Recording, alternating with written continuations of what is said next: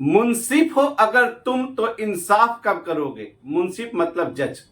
मुंसिफ हो अगर तुम तो इंसाफ कब करोगे। मुलजिम है अगर हम तो सजा कब दोगे। सवाल सिर्फ एक बात पूछना चाहता हूं जुडिशियरी सिस्टम से, माननीय न्यायाधीश महोदय से या दिल्ली हाई कोर्ट से सीधे सीधे पूछना चाहता हूं, अगर आपको यही करना था तो 6 साल आपने क्यों लटकाया और जवानों के मनोबल के साथ आपने क्यों खेला। जैन वेटरन्स, आप देख रहे हैं अपना खुद का यूट्यूब चैनल A3Z एक सर्विसमैन फ्रेंड्स हो। आगे बढ़ने से पहले रिक्वेस्ट करना चाहता हूं, अगर आप मेरे इस चैनल पर नए हैं तो जरूर सब्सक्राइब करें और दूसरे वेटरन्स तक जरूर पहुंचाएं। दिल्ली हाई कोर्ट में एक नए बेंच ने, एक नए न्यायाधीश महोदय ने सिर्फ एक दिन में आपका, हमारा, हम सभी का, जिस पर पूरे देश के सैनिकों का नजर जमी हुई थी, 30 लाख वेटरन्स ही नहीं, देश के सीमाओं पर, चाहे वो कारगिल हो, राजस्थान हो या नॉर्थ ईस्ट हो या समुद्र के लहरों पर तैरने वाले और सेलिंग करने वाले सैनिक हो, सबकी नजरें जमी हुई थी कि हमारे साथ न्याय होगा, हमारे साथ न्याय होगा। लेकिन न्यायाधीश महोदय ने सिर्फ एक झटके में, बिना मेरिट देखे हुए, इस केस को एक झटके में इसलिए खत्म कर दिया क्योंकि ये केस एक नायक साहब चंडीगढ़ हाई कोर्ट में हार गए थे। जब आपको यही करना था तो 6 साल आपने सैनिकों के मनोबल के साथ क्यों खेला। उन्होंने कहा कि पे कमीशन का जो रिव्यू होता है रेयरेस्ट ऑफ रेयर में आता है, तभी उसको रिव्यू किया जा सकता है सेंट्रल पे कमीशन का। मैं जज महोदय साहब से यही पूछना चाहता हूं या न्याय व्यवस्था में बैठे हुए अधिकारियों से पूछना चाहता हूं कि रात को 2 बजे सुप्रीम कोर्ट एक आतंकवादी के लिए खुल सकता है, लेकिन जिसे सीधे सीधे 45 लाख देश के वीर बहादुर सैनिक जुड़े हुए हैं, वीर नारी जुड़ी हुई है, उनका कोई रेयरेस्ट ऑफ रेयर में नहीं आता है क्या? क्या आपके मन में भारतीय सैनिकों के लिए इतना सा सम्मान नहीं है?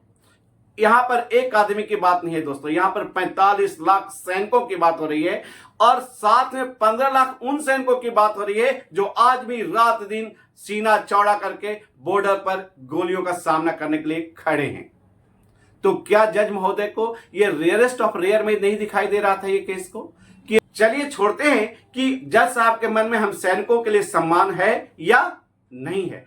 बात यहां पर करने वाला हूं कि एमएसपी आखिर सरकार क्यों नहीं देना चाहती है, या एमएसपी के खिलाफ कौन कौन खड़े हैं। सरकार खड़ी है, डिफेंस ब्यूरोक्रेट खड़े हैं, आपके सेनाध्यक्ष खड़े हैं, सिविल ब्यूरोक्रेट्स खड़े हैं, गवर्नमेंट से सैलरी पाने वाले वो वकील साहब खड़े हैं, या आपके अंदर खुद सैनिकों के बीच यानी पीवीओर्स हैं, उनमें से कुछ चंद गद्दार हैं, वो आपके विरोध में खड़े हैं। आज इसी के बारे में बात करने वाला हूं दोस्तों। जैसा कि मालूम है, माननीय प्रधानमंत्री श्री नरेंद्र मोदी जी ने सीना ठोक के बोला था, मैं सैनिकों को दूंगा ओआरओपी और वीर जवानों को दूंगा जिनको अभी तक ओआरओपी नहीं मिला था।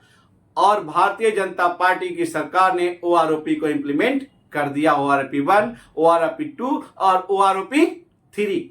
और उसमें कितनी विसंगतियां हैं और किसको फायदा मिला है, हमसे ज्यादा आपको सोशल मीडिया पर नॉलेज हो गया होगा कि ओआरओपी से एक्चुअली जवानों को फायदा हुआ है या अधिकारियों को फायदा हुआ है। चलिए अब लेटेस्ट बातें करते हैं। भारत सरकार जो ओआरओपी 3 लागू किया है उसके लिए 2023-2024 में कितना बजट एलोकेट किया है। भारत सरकार ने ओआरओपी 3 के लिए 28,138 करोड़ रुपया एलोकेट किया है। आप सर्च कर सकते हैं गूगल के ऊपर। अब आप सोच रहे होंगे कि भारत सरकार जब ओआरओपी दे सकती है तो एमएसपी क्यों नहीं देना चाहती।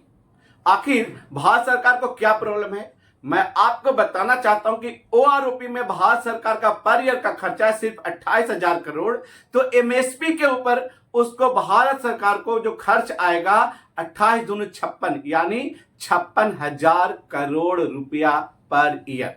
आप मान के चलिए कि आज कार्यरत हमारे सैनिक हैं जो 15 लाख हैं, अगर एमएसपी उनको 10,000 बढ़ा करके बराबर कर दिया जाएगा तो 10,000 रुपया मिलिट्री सर्विस पे और उसके ऊपर 50% डीए यानी 15,000 रुपया प्रत्येक सैनिकों का सैलरी बढ़ जाएगा। और 15 लाख सैनिक हैं तो टोटल हो जाता है 27,000 करोड़ रुपया प्रत्येक वर्ष।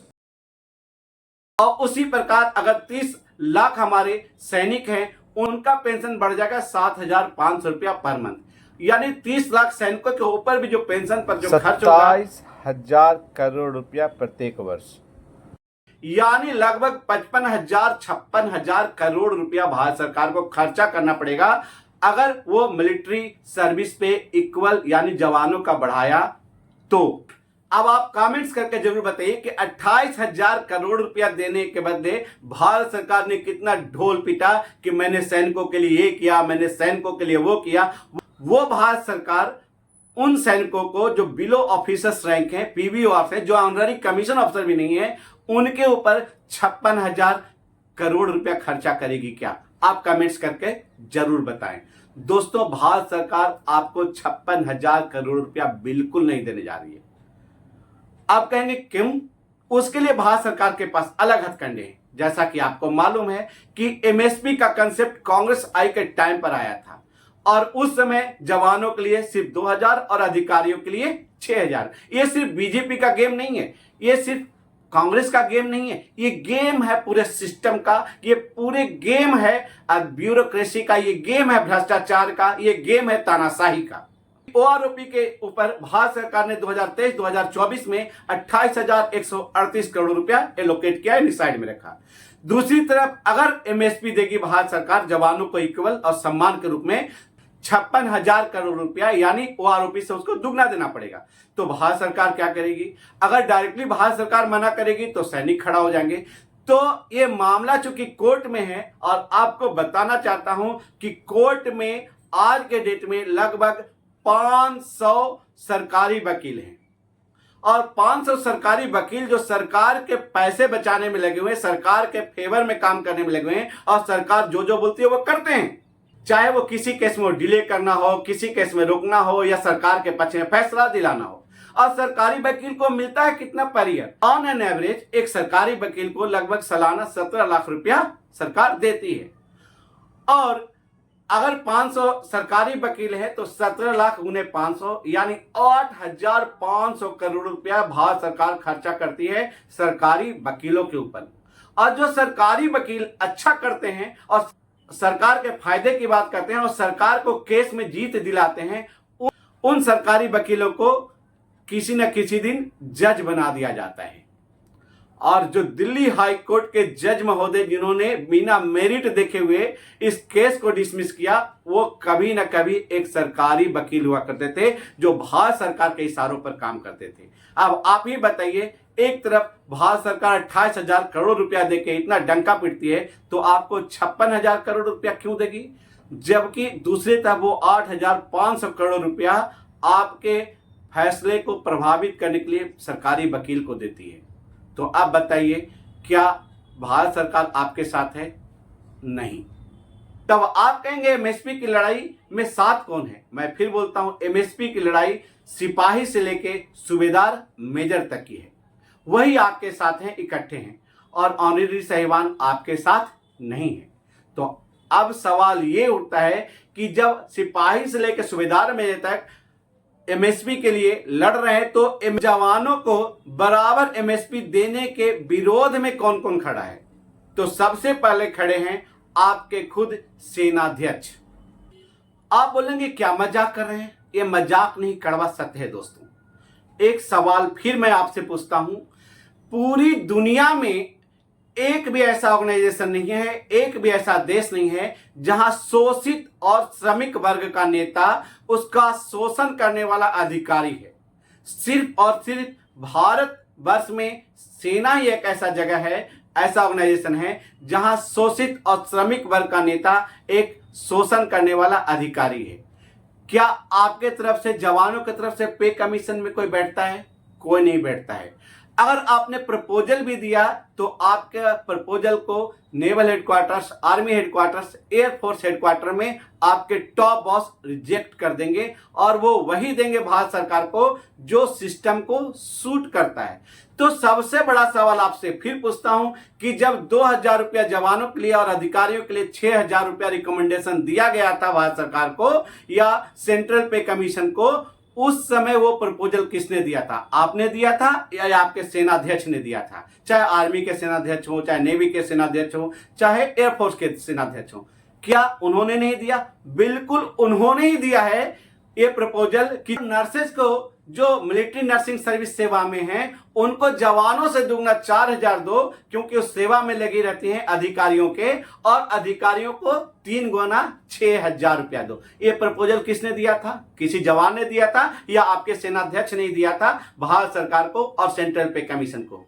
तो आपके सेनाध्यक्ष ही नहीं चाहते कि आपको पूरा इक्वल एमएसपी मिले। अब जब मैं बातें करने वाला हूं कि जब आपके सेनाध्यक्ष ने प्रपोजल दिया भारत सरकार को कि जवानों के सिर्फ 2,000, अधिकारियों को 3 गुना 6,000 रुपया दो, उस समय कांग्रेस आई की सरकार थी, और आज के डेट में जवानों को 5,200 और अधिकारियों को 15,000 से ज्यादा दो, ये प्रपोजल भी सेनाध्यक्ष ने ही दिया है भारत सरकार को, और भारत सरकार ने इसको एक्सेप्ट किया है। अब जवानों की लड़ाई किसी आर्मी ऑफिसर्स के खिलाफ नहीं था, किसी नेवल ऑफिसर्स के खिलाफ नहीं था, किसी डिफेंस ऑफिसर्स के खिलाफ नहीं था। जवानों की लड़ाई उसके साथ हुए अन्याय के खिलाफ, उन्होंने सेंट्रल पे कमीशन के खिलाफ लड़ा कि हमारे साथ अन्याय हुआ। लेकिन कोर्ट में आकर के जवानों को इक्वल एमएसपी देने के विरोध में कौन खड़ा है पता है? आपके खुद सेना अधिकारी। वो कोर्ट में जाकर के विरोध करें कि जवानों को इक्वल एमएसपी नहीं मिलना चाहिए। मैं इस संदर्भ में वॉइस ऑफ एक्स सर्विसमैन के एक फाइटर माननीय वीर बहादुर सिंह सर का वीडियो आपके साथ शेयर करना चाहता हूं। आप इस वीडियो को देखें तो आपको बिल्कुल क्लियर हो जाएगा कि आपको इक्वल एमएसपी के विरोध में कौन खड़ा है। दूसरा, इन सरकारी वकील के साथ सेना का एक मेजर आता है और सेना के अधिकारी वहां आके इक्वल एमएसपी की मांग का विरोध करते हैं। सेना ने अपने रिकमेंडेशन दे दी पे कमीशन को, पे कमीशन ने अपनी संस्तुति गवर्नमेंट को दे दी, गवर्नमेंट ने उसको स्वीकार किया, किसी को अस्वीकार किया, ये गवर्नमेंट का राइट है। हमने एमएसपी में हमारी जो ग्रीवेंसीज है उसको लेके हम लोग सुप्रीम हाई कोर्ट में गए। अब बताइए सेना के सर्विंग मिलिट्री अफसर्स का वहां क्या काम है? आपने तो जो रिकमेंडेशन देना था दे दी, जो पे कमीशन ने रिकमेंड देनी थी दे दिया, और जो मिनिस्ट्री को करना था कर दिया। तो हमारी रीड तो ministry of defence, ministry of finance के खिलाफ है। भाई वहां पे कमीशन का रिप्रेजेंटेटिव क्यों नहीं आता? आप क्यों आ रहे हो? आपकी रिकमेंडेशन तो दो देना था दे दिया, अब आप विरोध करने के क्यों आ रहे हो? मैं चीफ को भी चिट्ठी लिखूंगा। ये बड़ा माहौल ठीक नहीं लग रहा है, अच्छा संदेश नहीं जा रहा है। ये यहाँ पे सेना के अधिकारी क्यों आते हैं, चाहे वो जेजी ब्रांच के ही क्यों ना हो, एमएसपी इक्वल एमएसपी का विरोध करते। उस मेजर साहब को डिफेंस हेडक्वार्टर्स ने आखिर ऑर्डर दिया होगा कि जाओ और जवानों को इक्वल एमएसपी जो मिलने वाला है कोर्ट में उसका जाकर के विरोध करो। ये डिफेंस हेडक्वार्टर्स के आपके सेनाध्यक्ष ने ही बोला होगा, ऐसे तो मेजर साहब आने वाले नहीं है। यानी सीधे सीधे बोल सकता हूं कि आपको इक्वल एमएसपी के विरोध में आपके खुद के सेनाध्यक्ष खड़े हैं। दूसरी, भारत सरकार, चाहे वो कांग्रेस आई की सरकार हो चाहे वो बीजेपी की सरकार हो, वो नहीं चाहती है कि आपको इक्वल एमएसपी मिले, क्योंकि भारत सरकार को सर्टेन इनकम होता है और 100 रुपया इनकम होगा तो 100 खर्चे भी है भारत सरकार को। और भारत सरकार के मंत्री, चाहे प्रधानमंत्री हो चाहे रक्षा मंत्री हो, वो 1 रुपया देने से पहले वो देखेंगे कि मुझे कितना फायदा मिलेगा, हमारी सरकार को कितना इसमें फायदा मिलने वाला, तभी आपको 1 रुपया देंगे, नहीं तो आपको बिल्कुल नहीं देंगे। OROP 3 में 28,138 करोड़ रुपया इसलिए दिया ताकि सैनिकों को बता सके कि कांग्रेस आई ने अभी तक OROP नहीं दिया था, मैं लगातार बैक टू बैक OROP 3 आपको दिया हूं, और उसके बेसिस पर बीजेपी को आप वोट दे सके। लेकिन यहां बात दुगना की है, 28,000 की जगह पर 56,000 करोड़ रुपया पर ईयर एमएसपी के नाम पर भारत सरकार को देना है, और ये भारत सरकार आपको देने वाली नहीं है। तो भारत सरकार सारे हथकंडा अपनाएगी ताकि आपको इक्वल एमएसपी का जजमेंट आपके फेवर में नहीं जाए। तीसरा है जुडिशियरी सिस्टम। तो क्या जुडिशियरी सिस्टम आपके साथ खड़ी है? दोस्तों, जुडिशियरी सिस्टम में 2 लोग हैं। पहला, सरकारी वकील और दूसरा जज साहब। सरकारी वकील के ऊपर भारत सरकार प्रत्येक साल लगभग 8,500 करोड़ खर्चा करती है, फ्री में खर्चा नहीं करती है। डिनाई, डिलीट, डिले सारे हथकंडा अपनाती है ताकि आपको न्याय कोर्ट में न मिल सके, और इसलिए भारत सरकार सरकारी वकीलों के ऊपर 8,500 करोड़ खर्चा करती है। और जैसा आपको मालूम है, दिल्ली हाई कोर्ट के जज महोदय ने जो डिसमिस किया इस केस को, वो एक न एक दिन कभी जमाने में वो सरकारी वकील थे। जजमेंट भी सरकार के नजरिए से किया जाता है।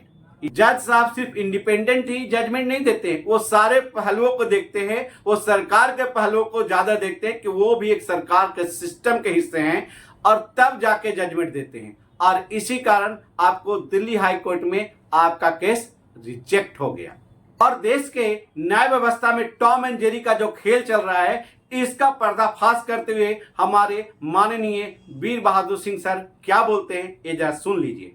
आप सबको मालूम है कि कई वर्षों से हम लोग लगातार इसके लिए कोर्ट में संघर्ष कर रहे हैं। ग्राउंड के पहले जो जज सुनवाई कर रहे थे वो ट्रांसफ़र हो गए, बेंच ट्रांसफ़र हुआ, दूसरे जज के पास आए वो भी ट्रांसफ़र हो गए, एक जज रिटायर्ड हो गए।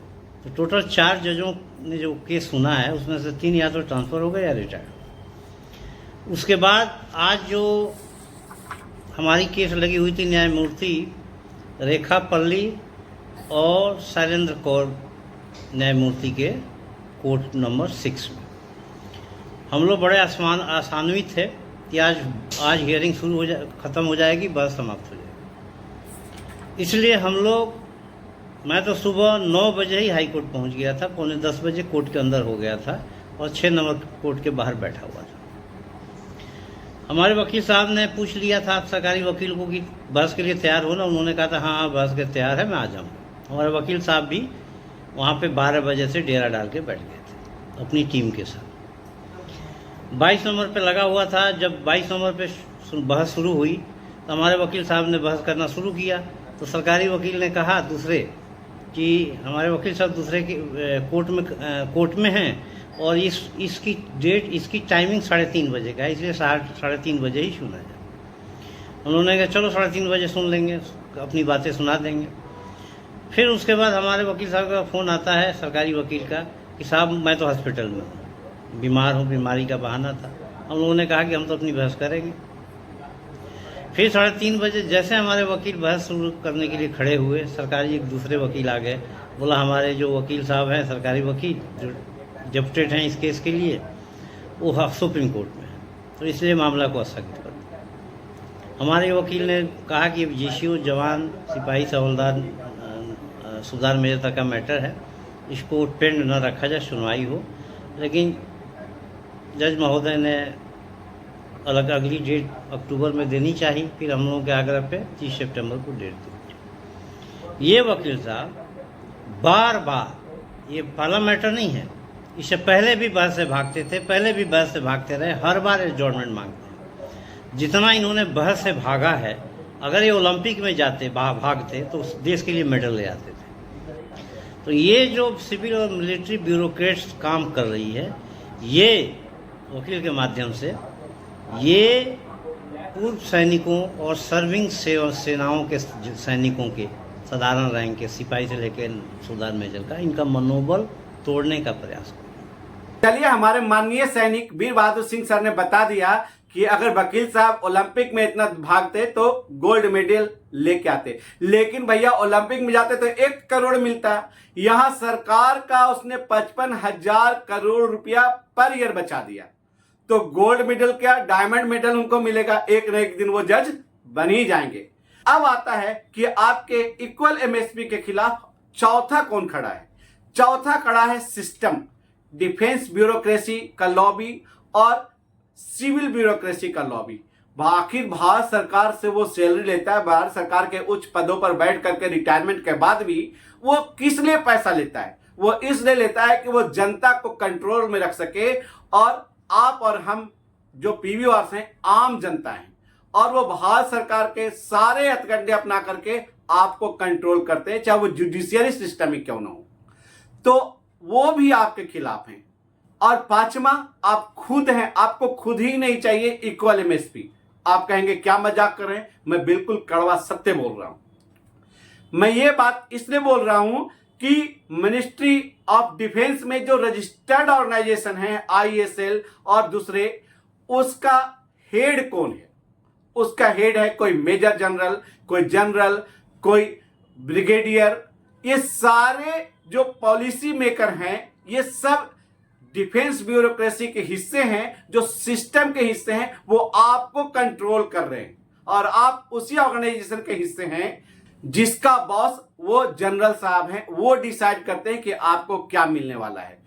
अब आप ही बताइए कि आप खुद जिम्मेवार हैं कि नहीं। आप उस ऑर्गेनाइजेशन के हिस्से हैं जिसका टॉप बॉस ब्रिगेडियर और जनरल हो और वही चाहता है कि आपको इक्वल MSP ना मिले, तो आप खुद जिम्मेवार हैं कि नहीं? बिल्कुल आप जिम्मेवार हैं। लेकिन इन सबों के बीच में एक और रैंक आता है, ऑनररी कमीशन ऑफिसर। क्या ऑनररी कमीशनर इस MSP के खिलाफ खड़े हैं, MSP के सपोर्ट खड़े हैं, या जवानों के लिए लड़ने वाले हैं? आपको मैं एक बात बिल्कुल क्लियर करना चाहता हूं, ऑनररी कमीशन ऑफिसर आपका साथ नहीं देंगे। क्यों?